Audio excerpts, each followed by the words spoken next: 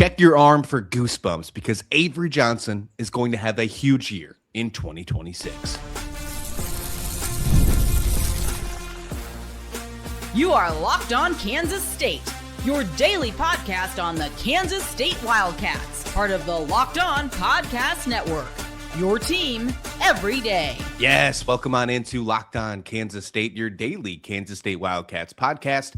I'm your host, Christian Rauh, and thank you so much for making Locked On Kansas State your first listen every single day. Now part of #1 sports podcast network, the Locked On Podcast Network, your team every day. Welcome back to my everydayers, and we're grooving today with Jon Grove of GoPowerCat.com, killing it like we always do on these episodes. We got a fun one for you today, and I know John's got some solid takes on this one, but we've heard some really fun things over the last week about the new plan for Avery Johnson.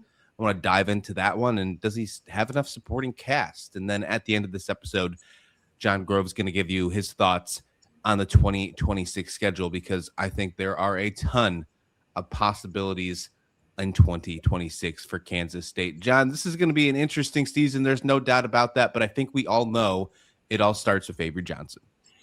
Yeah, I think that's pretty much the main guy. He's been the key figure point for his program for up the past 2 years, and now he's going to ride in here with year number 3 under his belt. It's going to be very telling of where his level of play is at, especially given a new coaching staff and everything that's going to transpire from there compared to what we've seen for up the past 2 years. It's going to be, it's going to be intriguing to see how the coaches kind of blend in and how they use Avery to their advantage. But at the same time, it's going to be kind of a prove-it year for Avery Johnson.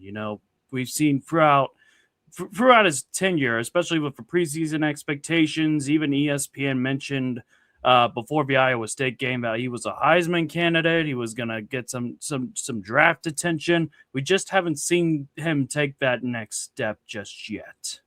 Yeah, and I'm wondering if it's all him on the field, if there's other things that are involved, and we can talk about that on today's episode for sure. One of the biggest things that I caught this week was Christian Ellsworth, the new quarterback coach for Avery Johnson, for the quarterback room, and for Kansas State. He had some bangers of quotes when he was talking about Avery Johnson and for the future of 2026. And, I led today's show talking about goosebumps. That's something that he said. He had goosebumps talking about, the upcoming season during his press conference. But one of the things he said about Avery Johnson was this. He said, quote, "He's the best in the country, and there's a lot of work to continue to prove that." I think that is exactly what you just said as well, talking about how heading into the Iowa State game, people thought he was a Heisman Trophy candidate. I went out on record saying at the beginning of the season that I think he was a dark horse for the Heisman Trophy if everything went through. Obviously, that wasn't the case, but he definitely has the talent level there. Christian Ellsworth also said that he's, quote, "one of the most gifted players in the country." And it's not start from scratch. It's improve upon what we already have in front of you. This is exciting things coming from a brand new coach, especially a position coach that is in charge of the most important position on the field for Kansas State. And when you're talking about arguably the best player on the roster. Yeah, I mean, I checked up a press conference the other day, and it sounded as if they aren't trying to invent the wheel with Avery Johnson. He knows, along with the rest of the coaching staff, they know what Avery is because he's been around the block a little bit, and I think this is about just like finding ways for him to improve and to get him better, right? It's also just kind of another side take, just watching Christian Ellsworth as well. It's like, because the parallels and their backgrounds, but Christian Ellsworth does sound a lot like Colin Klein. Did you notice that a little bit, Christian? Oh yeah, he definitely does. He fits the coaching staff. Like those two have really been tied since the beginning of Colin's coaching career, and you could tell because they sounded almost just like one another. Like if Colin Klein was cloned into a guy that didn't play football but still had the intelligence, it would be Christian Ellsworth for sure. But I would have to say the main takeaway is I'd have to say is for Avery Johnson, or really what I've wanted to see for the last 2 years, is Avery Johnson playing better and playing far more decisively than what has been throughout the past few years. That's been the sentiment among a lot of people, and I'm sure you can relate to that too, Christian. But He gets asked about what Avery need to do to take the next step, and he says exactly what everybody's been hoping for, is to be decisive. If the throw is there, make it. If it's not, then don't hesitate to run.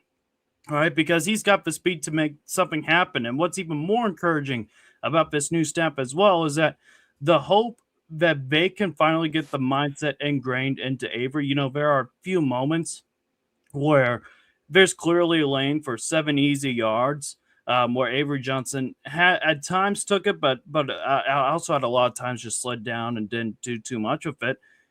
With his athleticism, those 7 easy yards, that simple decision could easily turn into 25 yards with his mobility. So it's all about recognizing and what's there and trusting himself to take advantage of that. Yeah, there was multiple moments where I was frustrated with Avery Johnson last year on some of his decision making, whether it was sliding for the sticks or, doing certain things. But there was so many things where I focused on maybe it wasn't always him. And I wasn't trying to look for a cop out, but I was trying to be fair with the talent that was on the field for Kansas State last year.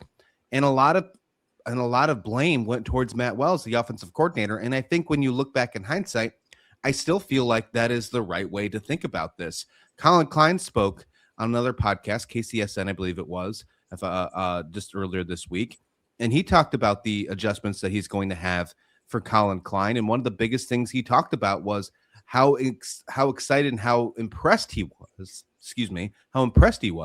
that he had to go through all of these different play callings, and he's still finding a way to, continue to excel. So I'm excited to see what is ahead for Avery Johnson. And I think with having Colin Klein, Christian Ellsworth, and let's not forget Sean Gleason, who has success inside the Big 12 himself, being a very high-scoring, powerful offense back a few years ago of Oklahoma State, I think this is going to unlock the very best of Avery Johnson. And that's a good thing because there's only one more year left to do that. Yeah, certainly that is the case as well. And to me, it's not to say that the previous K-State staff did anything wrong, but it feels as if this new setup here, Christian, it feels more focused. If they can get Avery Johnson to perhaps internalize the same message, just take what's there, the offense could look a lot cleaner. We'll touch on some of the pieces here in a little bit, but whether it's the shift in philosophy, the communication, confidence, if all of that clicks, Avery could take that major step forward fast under Colin Klein, who was a previous coordinator under Avery Johnson, by the way, is under Chris Kleiman. He's not that far off from what people are expecting him to be. It's just all about the decision making and perhaps be a little bit more aggressive when it comes to that decision making as well. Quotes from Colin Klein here about Avery Johnson. Quote, I just want him to cut it loose, play fast, play confident. I don't want him to think. I don't want him to overthink. I don't want him to hesitate. And top to bottom, myself, him, we're going to be in attack mode right from the beginning, whether it's pass game, run game. We're going to be in attack mode right from the jump. That's exciting stuff. That matches exactly what Christian Ellsworth's talking about, almost word for word. That sounds like staff-wide messaging for the most important phase of your offense, and that's getting Avery Johnson right. Mm-hmm. Yeah, absolutely. I think there's about 2 outcomes this year. Either Avery looks like the same player he's been for the past 2 seasons and it just doesn't quite come together, or that he's taking the next big leap and he finally becomes the player everyone is anticipating when he arrived at K-State. And that's what I'll go back to. It's not about reinventing the wheel. It's about simplifying things. If you see something, you go. Whether it's a throw and run, don't hesitate at all. A lot of past frustrations have come from his indecision, and once that's gone, people will notice. People will notice the jump right away because of his baseline that is already a solid Big 12 quarterback. And some have wondered about the hesitation of Avery Johnson. That was partially. Let me backtrack there. So, some people have wondered about Avery's hesitation. It was partially about avoiding injury, since that might have been emphasized in the past. Remember Colin Klein, again, offensive coordinator for a year, and he also coached Will Howard in 2023. Now, some may ask, why didn't Colin get things figured out with Avery? I'll say 2 things on that. First off, Chris Kleiman was the head coach, and his overarching message was likely shaped on how the offense operated.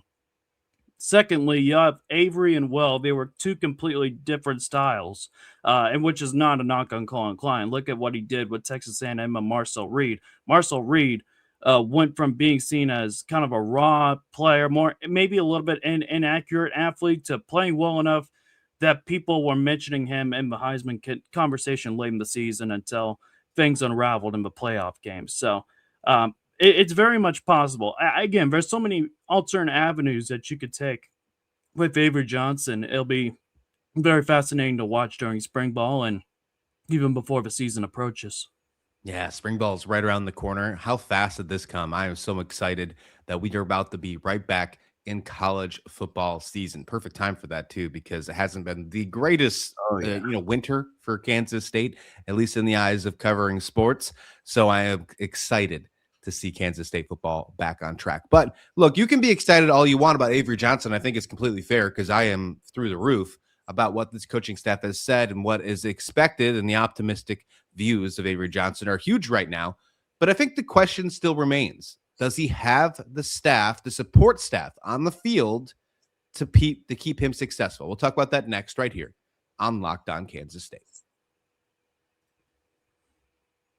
But first, this episode of Locked On Kansas State is brought to you by Mazda. This is Mazda's moving the game forward for those who show there's more to the score. That's what's on the screen. And that's what happened in the game last night in the women's basketball game between Kansas State and Baylor. Baylor took care of business 80-54 in the matchup, but the young team of Kansas State certainly showed their potential and exciting for what the future is going to hold from them, especially true freshman Jordan Spicer. Look, she had 2 fouls early in this game, had to get benched in the first quarter, but she stepped up and led the team with 12 points. She was 4 for 9 from beyond the arc in three-point shooting and definitely stood out when it was a tough game for the Wildcats. To me, that reminds us what it really takes to raise the bar. That's the extra work off the court, dialing in every detail, giving it that extra fire, that grit, and that I never quit. It's the same thing we do at Mazda. We put in the same passion into every model. Highlights make the reel. What makes it get there is what counts. It's more to a Mazda because there's more to you. This episode of Locked On Kansas State is also brought to you by FanDuel. Ever wanted to experience the NBA Finals live and in person? Well, FanDuel is giving you a chance to turn that dream into a reality with their NBA sweepstakes. Here's how it works. All you have to do is use your profit boost on any NBA future, and you'll automatically be entered for a shot to win an NBA Finals trip for 2. That's right. Flight, tickets, the whole shebang, the whole experience. You can do that with FanDuel. If you're already looking at the board and thinking about which team can make a deep run, well, this is a perfect time to lock in and win even more potential things. And now you can not only just get the cash, you could also get sent to the NBA Finals. Visit FanDuel.com to get started. Use your profit boost on an NBA future like the Boston Celtics winning the East or the Denver Nuggets winning the West, and get entered for your chance to win a trip to the NBA Finals. Play your game with FanDuel. It's the official sports betting partner of the NBA. Hey, thank you so much for making Locked On Kansas State your first listen of the day. And thanks for making the Locked On Podcast Network, #1 sports podcast network in the world. If you want even more coverage, consider going ad-free of this podcast right here. Get exclusive Discord access or exclusive access to Locked On Podcast national shows. Well, you can join the Everydayers Club. Go to LockedOnKansasState.supercast.com or check out the show notes below for more information. We're grooving with Jon Grove of GoPowerCat.com on today's episode, as we always do every Tuesday. And it's going to be an interesting one as we continue on here. Avery Johnson, a lot of optimistic goosebumps, as we mentioned, what could happen in 2026. We talked about how at the beginning of the season last year, people saw him as a Heisman Trophy candidate, but things fell through, whether it was play calling, whether it was talent on the field, whether it was somebody fumbling something on the very first play against Iowa State and then never playing on the offense basically the rest of the season. Obviously, the support staff just never was there for Avery Johnson last year, and you could make that as an argument the year before as well. This year, it seems a little different, and I don't want to get stuck in this because I felt like I did it last year as well. And I think we should start with this, the most important position that's been questioned for the last couple of years. Does he have the wide receivers this year? Because last year there was big question marks. Injuries came into play. 2 years ago, it didn't work out either. They've gone to the well 2 years in a row in the transfer portal, and it really hasn't worked the way that you have hoped it would be. Now, you had to go to the transfer portal even more this year. You lose Jace Brown, the biggest safety net that Avery Johnson has had his entire Kansas State career. Does he have the weapons to be successful, to let Christian Ellsworth and Colin Klein's vision actually take plan in 2026? I think as far as overarching depth is concerned, yes. And I think we were nearly at that point last year as well if Jerron Bradley was able to remain healthy, because Jerron Tibbs, beg your pardon, he's done a lot for his team down the stretch last season. And I think K-State will likely look for some big-bodied wideouts to back up Jerron Tibbs, and perhaps Derek Salley Jr. He could be the guy to do it. He was you got several junior college wideouts that typically take a year or two to develop, but Derek Salley could be a real threat near the goal line with his abilities as well. Looking further down the list, I kind of have a list here as well that we are able to use as far as depth pieces are concerned. But Joshua Manning, I think that's another one that's certainly popping into people's minds. He's a very good blocker too. His catch radius is there. You got Isaiah Williams and Brandon White from Hawaii, and even Adonis Moisey, who really who was beginning to click towards the latter portion of the season as well. So I think as far as the depth goes, you certainly have guys that are willing to take that next step. But even a lot of these guys, aside from Joshua Manning and Jerron Tibbs, a lot of them are unproven. There's a lot of eligibility with them left. So if we're able to see some of that development take place this year, who knows what could take place over the next few years as well. Derek Salley Jr. is such an interesting piece on this one. Obviously coming from JUCO, so not many people are talking about him, but he was just in the JUCO national championship for Hutchinson Community College, and last year 12 games played, 52 receptions, 851 yards, 13 touchdowns. He is a red zone threat. Now again, this is JUCO, this is not Big 12. That's a huge step forward, but you're talking about potentially, maybe if this translates in the right direction, maybe you're seeing the first 1,000-yard receiver since 2014 for Kansas State if everything falls into place. He averaged 70 yards per game. This is a 6'4", 216 wide receiver, and he's going to have a few years of eligibility left. And then on the flip side, we've seen Brandon White from Hawaii get these interesting catches. He's been on ESPN. You got Moss. You'd think that he's a tall threat as well. No, he's 5'8", 170. And he's going to bring a completely different type of profile to Kansas State's wide receiver room. He had 400 yards receiving, 2 touchdowns, kind of the numbers that Tibbs had in Purdue, and then he made that nice jump forward. You add White, you add in Manning and Isaiah Williams, too, the only player that we should probably make sure that we mention, the only player that's following Colin Klein from Texas A&M to Kansas State is in the wide receiver room. If you add those 4 in, and then, of course, with Tibbs, it's an exciting piece. It's an exciting room. But the biggest question to me is, will it be enough to compete against some of these tough Big 12 defenses?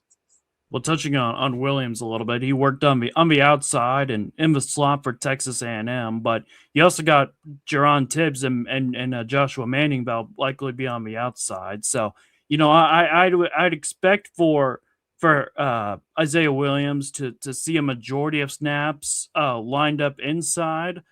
Perhaps, he and Brandon White, I think those two will likely be playing for a spot this spring and throughout the summer.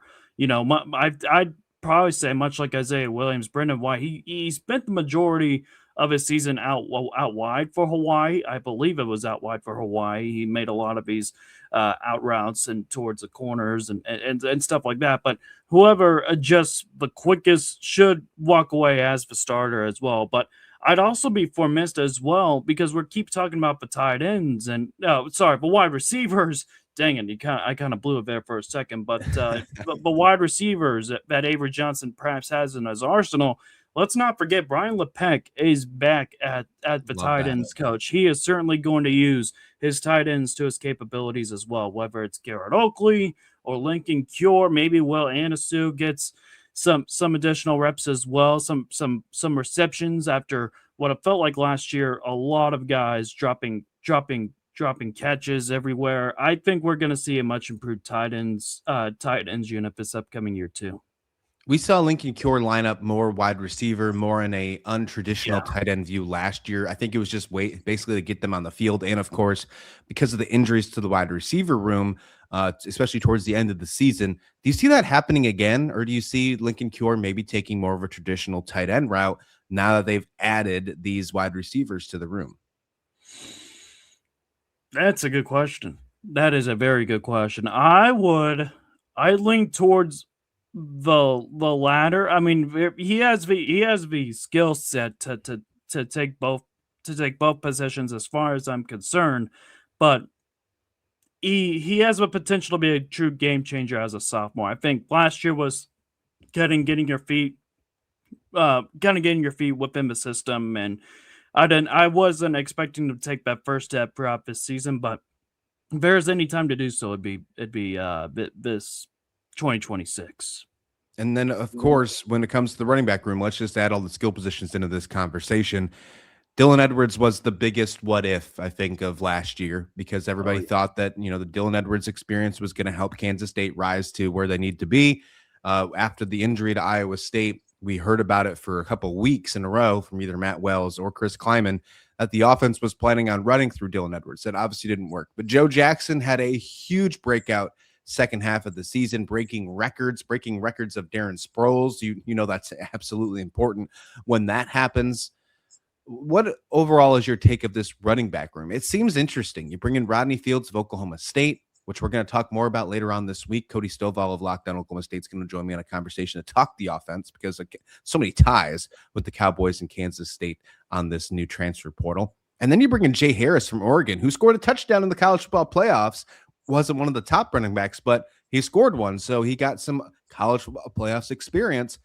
Is this a better running back room compared to last year? I take that back. That's a very tough question to ask. Does it have the potential to be a better running back room than last year? I think not only does it have the potential, but we could be looking at it too. All right, Dylan Edwards, with all due respect to him, only had one bright game against UCF, but he's just been completely absent for the season. So Yep. Joe Jackson really had to carry the mantle, and on top of that, you had some mixed coverages with Devon Rice, and he was trying to get outside so often, but he was not able to beat his defenders or anything like that. Trying to cut outside as well. But let's see, we're looking at three running backs. I do expect Joe Jackson to emerge as one of the more talented running backs in the Big 12, especially with the way he played against Utah and Colorado late in the season. That Utah game was phenomenal. I have several of those highlights bookmarked on Twitter just to look back at it. And it only showed his highlights, not the late game stuff that traumatized me. Anyways, I think Joe Jackson, he's more of a traditional back, but I think his teammates likely compliment him as well. And I think Rodney Fields should help him catching the ball out of the backfield as well, perhaps a pass production as well.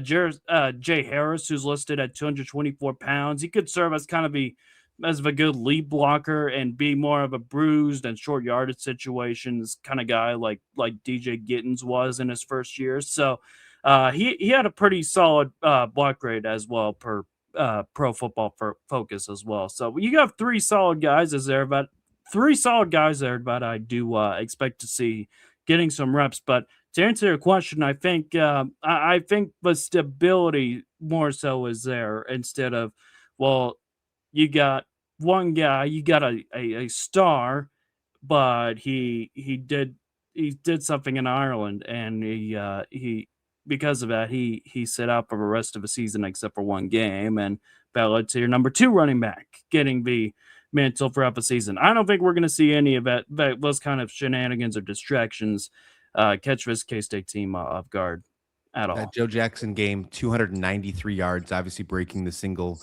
game record for Kansas State in the second to last game of the season. But this is something that many people don't remember, or at least don't put in the conversation as well. He was great in that Colorado game as well, 142 yards. You put those two games together, his final two games that he's played in a Kansas State uniform heading into this season, 50 carries, 435 yards, 6 touchdowns. That's an average of over 8 yards a carry. That's what Joe Jackson, your new RB1, is bringing in to this brand new season. And it's going to be an interesting season at that. That's why I want to go next to this 2026 schedule and get your takes on what could be maybe the ceiling, the floor, trap games, things like that. Let's talk about that next, right here on Locked On Kansas State.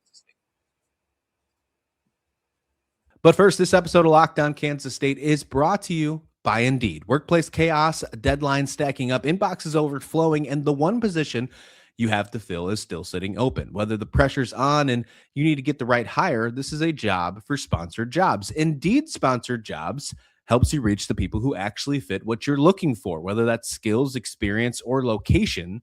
So you're not just hoping the right candidate stumbles across your post. And here's the stat that says it all, folks. In the minute that I've been talking to you, companies like yours have made 27 hires on Indeed, according to Indeed data worldwide. So if you're hiring, spend less time searching and more time interviewing candidates who check all your boxes with Indeed sponsored jobs. And listeners of this show, listeners of Locked On Kansas State, will get a $75 sponsored job credit to help you get the job, the premium status it deserves at Indeed.com/podcast. Just go to Indeed.com/podcast right now and support our show by saying you heard about Indeed on this podcast. Indeed.com/podcast. Terms and conditions apply. But if you need to hire, this is a job for Indeed sponsored jobs.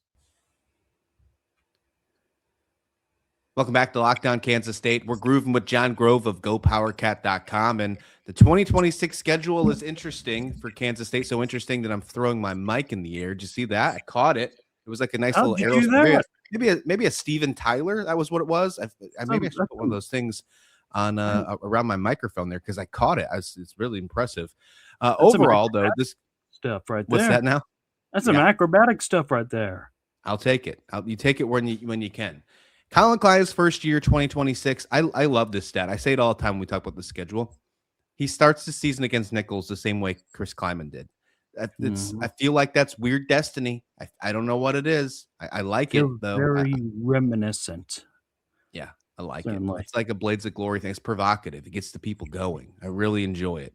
Non-conference slate. Nichols, Washington State, Tulane. Then you have a Big 12 away opener against Cincinnati, your Big 12 home opener against Houston, the Sunflower Showdown. Then you got 2 road games against Arizona State and Colorado. You're back at home against Oklahoma State, who could be maybe the biggest wild card in the conference. On the road against TCU.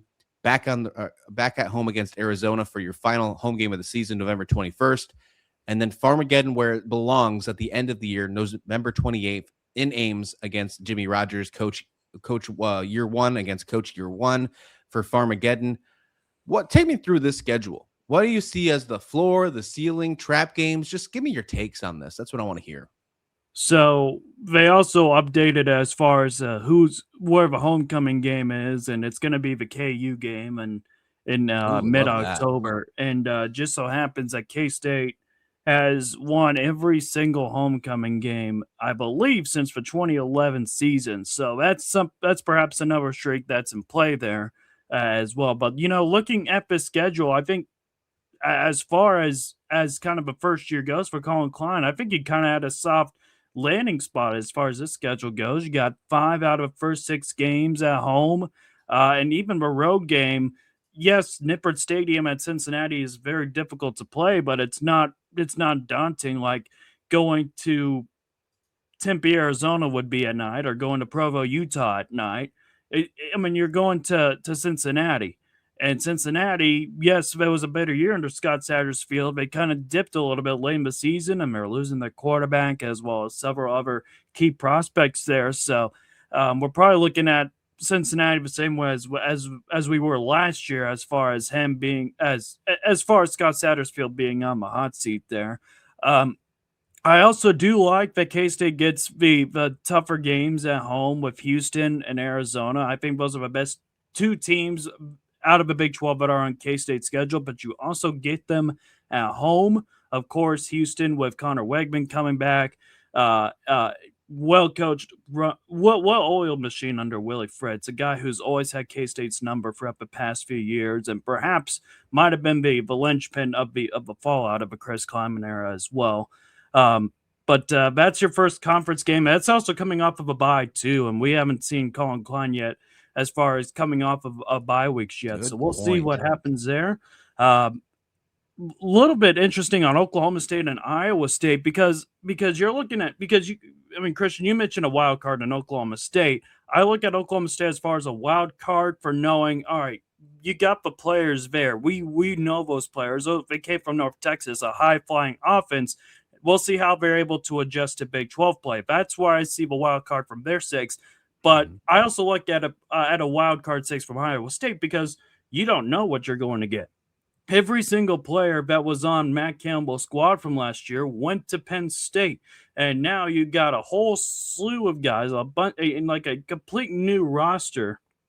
They're now joining Jimmy Rogers, and perhaps some guys from Washington State are joining him too. But it's going to be a completely new team in Ames this year. I have no idea. I legitimately have no idea what to expect from Iowa State this upcoming year, except for the fact that it is in Ames.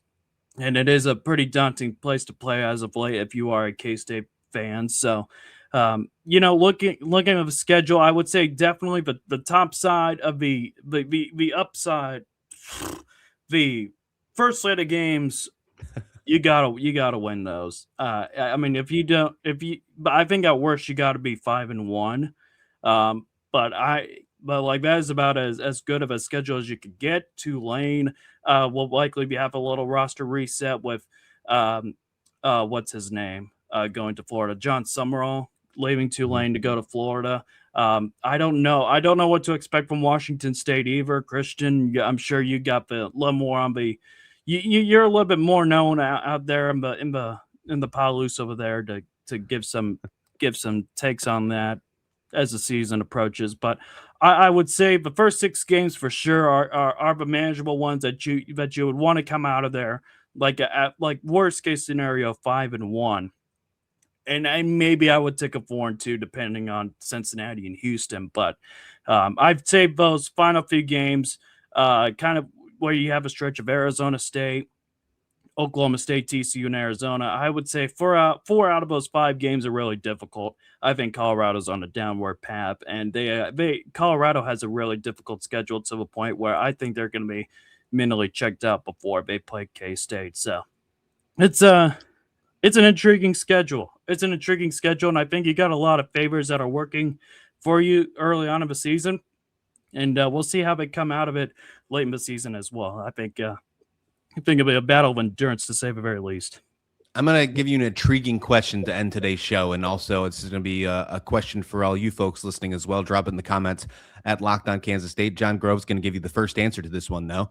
Would you rather have a 9-3 season or a 6-6 season, but in that 9-3 season, you lose the KU? I hate this question. Love it because I got you on your heels. 6-6, 6-6, but you continue the streak, or 9-3, but you lose homecoming against the Jayhawks. They call us run free at times, way too occasionally, and they might be right. I'd choose 6-6.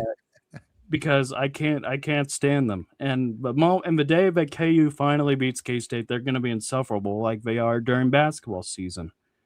It's going to be annoying. It's going to be very annoying, and we won't hear the end of it. Oh, we got all this David Booth $300 million revenue money that we're going to use to our advantage. You guys are screwed. Look at all these facilities that we got. Just glamorous. It looks like a velociraptor pit. Like I said, I can't stand them. And if it happens, then I'll be in shambles. So that's why I'm going 6-6, 6-6, and even a 6-6 year for a first-year head coach, it wouldn't be the worst thing in the world. But I don't think that's going to happen either, because I think K-State. I don't either. Yeah, I don't either. But it's just a fun hypothetical to end today's show. John Grove, where can everyone find you? You guys can follow me, John Grove 02 on Twitter, And you also can check out what's going on at Go Power Cat. We're getting some coaches' hot boards up and running for K-State men's basketball. We're also even diving into some baseball content as well. How about the Bad Cats, by the way, Bad Christian? Cats, baby. 6-1 start. That's the best They're start. back in action. They're while. back in action today. Yep, they're back in action today.